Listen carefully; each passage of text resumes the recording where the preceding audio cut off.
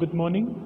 तो जैसा कि आज SY BA के व्याख्यान के अंतर्गत आपका जो लेक्चर है आज 8 से 8:50 का आपका लेक्चर है, और इस व्याख्यान में हम लोगों ने कल जो है रेडियो की चर्चा की थी पेपर 3 में, और आज के लिए हम लोगों ने निर्धारित किया था कि हम थोड़ी चर्चा जो है टेलीविज़न की भी करेंगे भारत के संदर्भ में। कल रेडियो के प्रसारण, उसकी उपयोगिता, उसके सकारात्मक नकारात्मक पक्ष, उसकी लोकप्रियता इत्यादि चीज़ों को लेकर हमने चर्चा की थी। आज हम अपनी चर्चा के केंद्र में रखेंगे टेलीविज़न को, कि किस तरह टेलीविज़न की लोकप्रियता रेडियो के बनिस्बत अधिक रही, उसके कारण क्या रहे, और टेलीविज़न की यात्रा हिंदुस्तान में कैसी रही, उनके संदर्भ में एक छोटा सा परिचयात्मक व्याख्यान आज इस लेक्चर के माध्यम से हम लोग करेंगे। निश्चित तौर पे आप सभी जानते हैं और हम महसूस भी करते हैं, और ये तथ्यात्मक सच्चाई है कि जो चीज़ हम लोग देखते हैं उसका प्रभाव सुने हुए चीज़ों की अपेक्षा अधिक होता है बुनियादी स्तर पे। जैसे आप कोई चीज़ रेडियो में सुनिए, आप प्रधानमंत्री को बोलते हुए सुनिए या किसी नायक नायिका को गाते हुए सुनिए, और आप उनको साक्षात छवि के साथ देखिए, तो जहाँ पे छवि है, छवियों का प्रभाव जो है अपने आप में अधिक प्रभावशाली होता है, वो दर्शकों को अधिक प्रभावित करता है। भाई जब आप रेडियो में सुनते हैं तो वो एक तरह से श्रव्य साधन है, आप सुन सकते हैं, लेकिन जब आपको देखना है तो आपको एक दृश्य साधन और श्रव्य साधन दोनों का इस्तेमाल, दोनों की पूर्णता का एहसास आपको टेलीविज़न से होता है। टेलीविज़न मतलब दूर की चीज़ों का नज़दीक में देखना ही क्या है, टेलीविज़न है। टेली मतलब दूर, विज़न मतलब होता है दृष्टि, तो दूर की चीज़ों को नज़दीक से देखना ही टेलीविज़न है। इसीलिए हमारे यहाँ जब इसका दूरदर्शन का विधिवत प्रसारण 1965 में शुरू हुआ तो नाम भी रखा गया दूरदर्शन। जो दूर की चीज़ें हैं आप उनको करीब से उनका दर्शन कर लीजिए, फिर वो दुनिया में कहीं भी हो रहा हो। आप लंदन में, इंग्लैंड में अगर कोई भारत का मैच हो रहा है तो उसका सीधा प्रसारण आप उत्तर प्रदेश, बिहार से लेके हिंदुस्तान के किसी भी हिस्से में बैठकर देख सकते हैं, सुन सकते हैं। ये अपने आप में एक बहुत बड़ी उपलब्धि थी, एक क्रांति थी जो इस देश ने देखा, और लगातार टेलीविज़न के श्रोताओं की, इसके दर्शकों की संख्या में लगातार वृद्धि हुई। सबसे पहले प्रश्न ये उठता है कि हिंदुस्तान में टेलीविज़न की यात्रा रही कैसे, ये शुरू कहाँ से होती है। तो इस संदर्भ में मैं आपको बताना चाहूँगा कि सन 1959 में ये यात्रा जो है यूनेस्को के सहयोग से भारत में चली, और ये एक तरह से के शैक्षणिक कार्यक्रम के लिए था। जिस शैक्षणिक कार्यक्रम के लिए फंडिंग जो है यूनेस्को ने की थी, और 1960 तक, मतलब 1959 से लेकर 1960 तक पहली बार जो है ये कार्यक्रम हिंदुस्तान में चला। उसके बाद 70 के दशक के मध्य में 2400 गाँव में प्रायोगिक तौर पे TS6 नामक अमेरिकी उपग्रह के माध्यम से ये कार्यक्रम चलाया गया। TS6 अमेरिकी उपग्रह था जिसके माध्यम से 70 के दशक में ये प्रसारण का कार्यक्रम चलाया गया। लेकिन उसके बाद ये कार्यक्रम ज़्यादा दिन तक नहीं चला, लेकिन भारत ने ये समझा कि अगर भारत में ये प्रसारण शुरू करना है, अगर भारत को टेलीविज़न के क्षेत्र में क्रांति करनी है, अपने पूरे भौगोलिक क्षेत्र में इसका विस्तार अगर उसी तरह से करना है जिस तरह से रेडियो का विस्तार हुआ है, तो ये बहुत ज़रूरी है कि हमारा अपना एक उपग्रह जो है लॉन्च किया जाए। उपग्रह के माध्यम से ही इसका प्रसारण संभव है, तो एक हमारा उपग्रह लॉन्च होना चाहिए।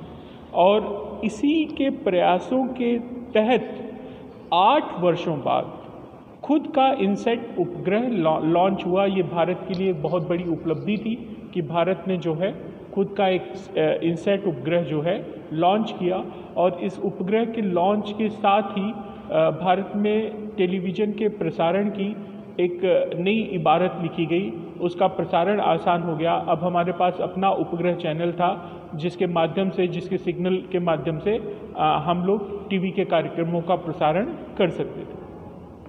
और इसी का परिणाम ये हुआ कि 1965 में 1965 में दूरदर्शन का नियमित प्रसारण जो है शुरू हुआ।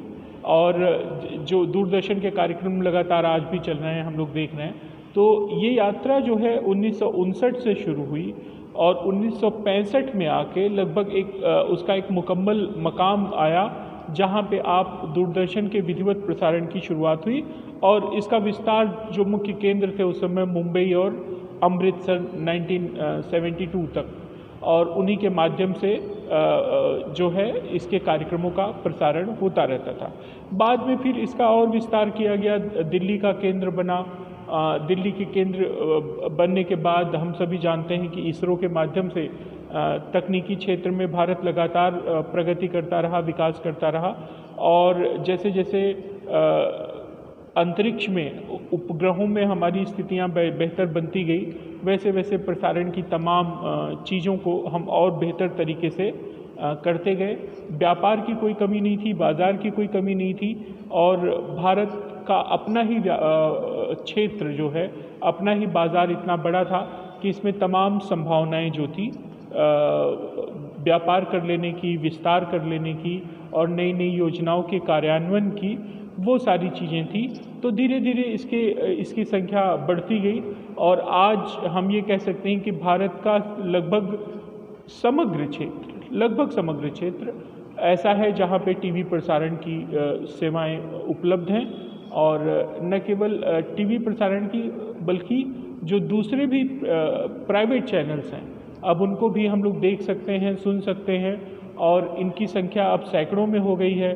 दर्जनों तो समाचार के न्यूज़ चैनल हो गए हैं जो 24 घंटे समाचार आपको देते रहते हैं। HD क्वालिटी के चैनल सब शुरू हो गए हैं। तो हम लोग देखते हैं कि वो यात्रा जो 1959 से शुरू हुई थी, वो यात्रा आज की तारीख में अपने एक तरह से कह सकते हैं कि समग्र विकास की तरफ है। और भारत का समग्र भूभाग, जिस तरह रेडियो में हम लोग देखते थे कि लगभग भारत का पूरा भौगोलिक क्षेत्र रेडियो प्रसारण के क्षेत्र में आ गया था, ठीक उसी तरह आज हम ये कह सकते हैं कि दूरदर्शन के माध्यम से या टीवी के परिप्रेक्ष्य में भी भारत का समग्र क्षेत्र जो है इसके प्रसारण के क्षेत्र के अंदर है। और भारत के तमाम क्षेत्रों में इसके प्रसारण के और इसके कार्यक्रम जो है लगातार चल रहे हैं। राष्ट्रीय भाषाओं में भी चल रहे हैं, क्षेत्रीय भाषाओं में भी चल रहे हैं, स्थानीय भाषाओं में भी चल रहे हैं। और न केवल इतना ही अपितु बहुत सारे विदेशी भाषाओं के चैनल भी जो है आज हमारे यहाँ सैटेलाइट के माध्यम से जिनकी अनुमति सरकार देती है, वो यहाँ पे जो है हम लोग देख सकते हैं। ठीक उसी तरह हमारे जो हिंदी के चैनल हैं वो भी दुनिया के कई देशों में देखे और सुने जा सकते हैं, और वो देखे जा रहे हैं। तो इसकी वजह से उसकी व्याप्ति जो है देश की सीमाओं से निकलकर अंतर्राष्ट्रीय स्तर पर बहुत व्यापक तौर पे हुई है। और चूँकि हिंदी भाषी व्यक्ति दुनिया के अनेक कोनों में है, वहाँ पे वो बसा हुआ है, तो हिंदी की लोकप्रियता को बढ़ाने में, इसके प्रचार और प्रसार में जिस तरह रेडियो महत्वपूर्ण कड़ी थी, ठीक उसी तरह टेलीविज़न भी एक महत्वपूर्ण कड़ी है। तो आपके पाठ्यक्रम के हिसाब से हो सकता है कि रेडियो और टेलीविज़न की तुलना का भी एक कुछ प्रश्न आपको बन जाए कि रेडियो के परिप्रेक्ष्य में दूरदर्शन की लोकप्रियता अधिक क्यों रही, उसको बताइए। तो आप उसमें ये सारी चीज़ें लिख सकते हैं कि दूरदर्शन के माध्यम से, रेडियो के माध्यम से चीज़ों को सिर्फ सुनना मुमकिन था, लेकिन रेडियो टेलीविज़न आने के बाद हम चीज़ों को न केवल सुन सकते थे बल्कि देख सकते थे। और जिन चीज़ों को आप सुन और देख ज़्यादा सकते हो, दर्शकों की ललक उनके प्रति ज़्यादा रहती है और उनकी लोकप्रियता निश्चित तौर पे अधिक होती है। तो टेलीविज़न ने जो है लोकप्रियता के क्षेत्र में रेडियो से आगे जो है बाजी मारी। और 1990-91 के बाद जब उस समय जो वित्त मंत्री थे हमारे आदरणीय मनमोहन सिंह जी और प्रधानमंत्री थे नरसिम्हा राव जी, जब उन्होंने एक तरह से डिसेंट्रलाइजेशन की पूरी प्रक्रिया शुरू की और भारत के बाज़ार के दरवाज़े विदेशियों के लिए भी खोल दिए, तो वो एक बहुत बड़ा क्रांतिकारी कदम था तकनीक के क्षेत्र में, टेक्नोलॉजी के क्षेत्र में। और उसके बाद से हम देखते हैं कि प्राइवेट चैनल्स और उनकी तमाम आधुनिक सुविधाओं के साथ उन्होंने इस मार्केट में जो है पैर फैलाए, और आज टेलीविज़न का मार्केट जो है बहुत बड़ा मार्केट हो गया है। जैसे मैंने कहा कि समाचार के दर्जनों चैनल हैं, फिल्मी गानों के दर्जनों चैनल हैं, ऐसे चैनल हैं कि जो दिन भर खाली स्पोर्ट्स, खेलकूद से जुड़ी चीज़ें दिखा रहे हैं। ऐसे चैनल हैं जो खाली खोज और शोध संबंधी चीज़ें दिखा रहे हैं। ऐसे चैनल हैं जो खाली ऐतिहासिक चीज़ों को दिखा रहे हैं। ऐसे चैनल हैं जो खाली शिक्षा से जुड़ी हुई चीज़ों को सामने ला रहे हैं। भारत सरकार ने भी जो है बहुत सारे ऐसे चैनल जो हैं शुरू किए हैं जो मुख्य तौर पे खाली जो है अध्ययन अध्यापन से जुड़ी हुई चीज़ों को समर्पित हैं। तो सब्जेक्ट ओरिएंटेड होके चैनल्स ने काम करना शुरू किया और उनकी भी लोकप्रियता जो है काफ़ी बढ़ी। यहाँ पे लोगों की रुचि के हिसाब से उनको चीज़ें देखने का मौका मिला। जिनका संबंध या जिनकी रुचि खाली स्पोर्ट्स में है, खेलकूद में है, वो स्पोर्ट्स के चैनल्स को ज़्यादा देखना पसंद करते हैं। जिनकी रुचि ऐतिहासिक चीज़ों में है, वो ऐतिहासिक चैनलों को, शोध संबंधी चीज़ों को, जिनकी रुचि वाइल्ड लाइफ में ज़्यादा है, वो वाइल्ड लाइफ के चैनलों को देखना शुरू करते हैं। तो इस तरह सब्जेक्ट ओरिएंटेड होके चैनलों ने अपने प्रसारण शुरू किए। न केवल शुरू किए बल्कि उनको 24 घंटे कुछ न कुछ दर्शकों के लिए उपलब्ध कराया जाए। ये तमाम सुविधाएं जो हैं धीरे धीरे इस देश में आई, और 1990 से लेके 2000 तक का जो समय रहा वो प्राइवेटाइजेशन और इस तरह के नए चैनलों की भरमार की यात्रा का भी एक समय कहा जा सकता है, जहां पे हम खाली दूरदर्शन और सरकारी चैनलों पर अवलंबित न होकर एक दर्शक के रूप में, एक कंज्यूमर के रूप में हमारे सामने विकल्पों का एक नया पिटारा खुल गया, जहां पे हम अपनी सुविधा के अनुसार से अपनी मनपसंद तरीके के कार्यक्रम देख सकते हैं, सुन सकते हैं। तो ये बहुत सारी विकास जो है दूरदर्शन के माध्यम से संभव हो सका। तो हम लोगों ने रेडियो की चर्चा की, हम लोगों ने दूरदर्शन की चर्चा की, और आपका जो जनसंचार का पाठ्यक्रम है उसमें शुरू जैसे हो रहा है कि जनसंचार अर्थ, परिभाषा और स्वरूप, ये हम लोगों ने कर लिया। उसके बाद जो जनसंचार के परंपरागत माध्यम थे उनकी हम लोगों ने चर्चा की, और उस पाठ्यक्रम में आप देखेंगे कि परंपरागत माध्यमों में चूँकि महाराष्ट्र में हम लोग हैं तो लावणी और इस तरह की जो लोक कलाएँ थी उनका भी किस तरह से उपयोग हुआ उसका भी उदाहरण दिया गया है। फिर आधुनिक माध्यमों में हमने social media, internet, mobile, TV, इन सब की चर्चा की। और उसके अलावा विशेष तौर पे मैंने कहा था कि थोड़ी चर्चा हम लोग रेडियो और टेलीविज़न की अलग से भी कर लेंगे, क्योंकि मनोरंजन के क्षेत्र में, प्रसारण के क्षेत्र में रेडियो और दूरदर्शन का या टेलीविज़न का निश्चित तौर पे अपना एक विशेष मकाम है, और उन चीज़ों को अलग से सोचने और समझने और देखने की ज़रूरत है। और तो हम लोगों ने इनके बारे में भी देखा। दूरदर्शन के बारे में भी थोड़ी सी मोटी जानकारी मैंने आपको दी कि किस तरह से 1959 में जो है ये दूरदर्शन के कार्यक्रमों की शुरुआत होती है यूनेस्को की मदद से। उसके बाद 70 के दशक में जो है 2400 गाँव में प्रायोगिक तौर पे ये चलाया जाता है। फिर TS6 नामक अमेरिकी उपग्रह के माध्यम से ये प्रसारण होता है। फिर हमको ये पता चलता है कि अगर ये सारे कार्यक्रम हमें करने हैं तो हमारा खुद का एक जो है उपग्रह होना चाहिए, उसके लिए प्रयास होते हैं। और लगभग 8 वर्षों के इंतज़ार के बाद हमारा अपना उपग्रह इनसैट लॉन्च होता है, और उसके बाद 1965 से विधिवत जो है दूरदर्शन का नियमित प्रसारण शुरू होता है। और फिर लगातार उसके केंद्रों में मुंबई से और अमृतसर से निकल के दिल्ली और तमाम देश के बड़े बड़े शहरों में उसका विकास होते चला जाता है। और 72 में दिल्ली का सेंटर खुला। उसके बाद पहले जो हमको मालूम है कि पहले जो टीवी आती थी वो ब्लैक एंड वाइट होती थी, मतलब वो रंगीन चित्रों को नहीं दिखा पाती थी। लेकिन बाद में जो है लगभग 80 के दशक में कल रंगीन टीवी भी आ गई। रंगीन टीवी भी अपने आप में एक बड़ी क्रांति थी कि अभी तक जो हम लोग श्याम धवल चित्रों को देखते थे, अब सीधे सीधे हम लोग रंगीन चित्रों को देख पा रहे थे। तो टेलीविज़न का जो टेलीविज़न होता था वो ब्लैक एंड वाइट से कलर होना अपने आप में बहुत बड़ा परिवर्तन था। हमने 80 के दशक में वो सारी चीज़ें देखी।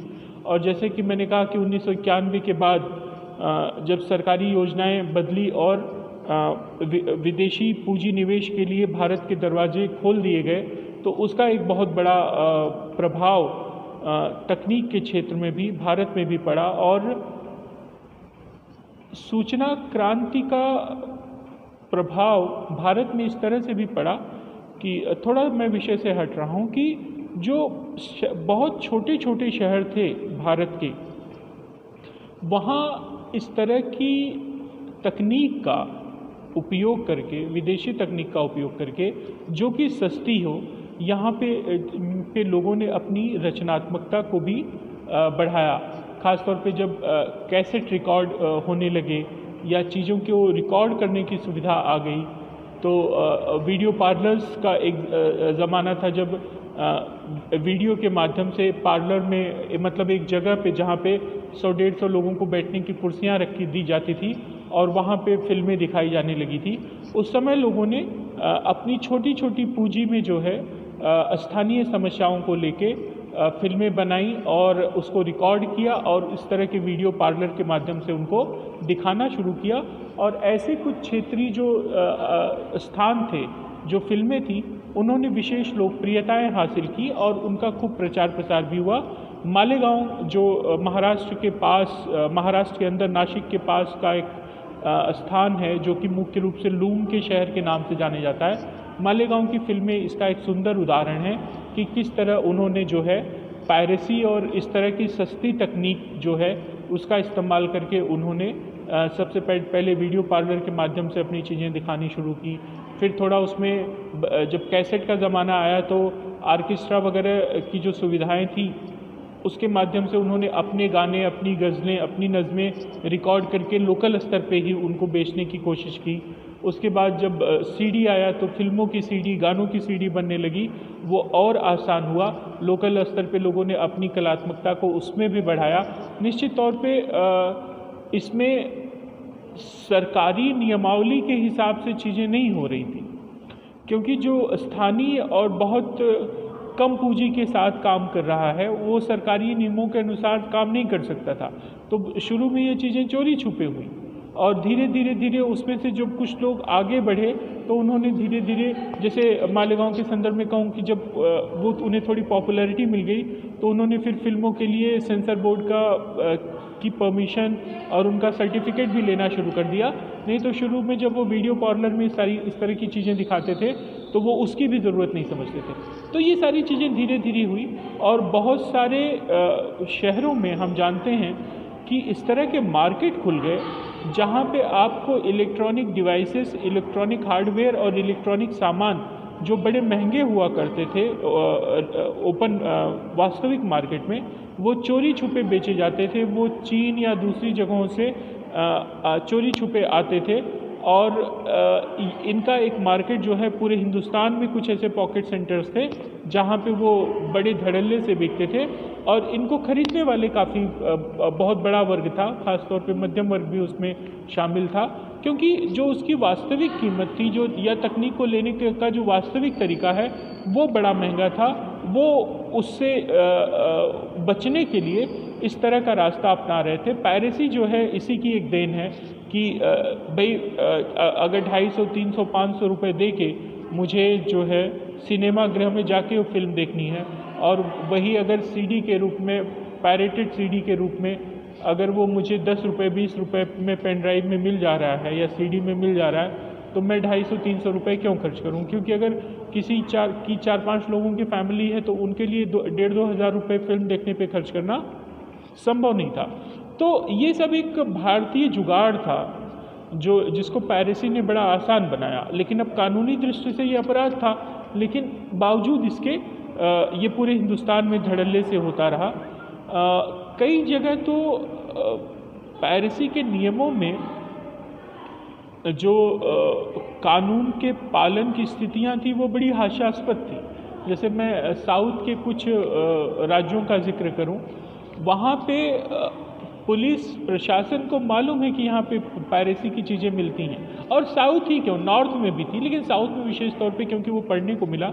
लेकिन वहाँ पे ये था कि अगर पायरेसी स्थानीय भाषा की फिल्म की है या स्थानीय सिनेमा से संबंधित है, तब तो पुलिस उसके लिए मना करती थी कि नहीं आप ऐसा नहीं कर सकते, इससे स्थानीय लोगों का नुकसान हो रहा है। लेकिन वो अगर उस प्रांत के बाहर की फिल्म या गाने की सीडी है जिसकी पायरेसी हुई है, या वो बॉलीवुड या हिंदी सिनेमा की है, तो उसके लिए उनका एक तरह से उनकी मौन स्वीकृति हुआ करती थी। तो स्थानीय अस्मिता को इस देश में इस तरह से भी पाला और पोसा गया है। खैर उसकी चर्चा बाद में।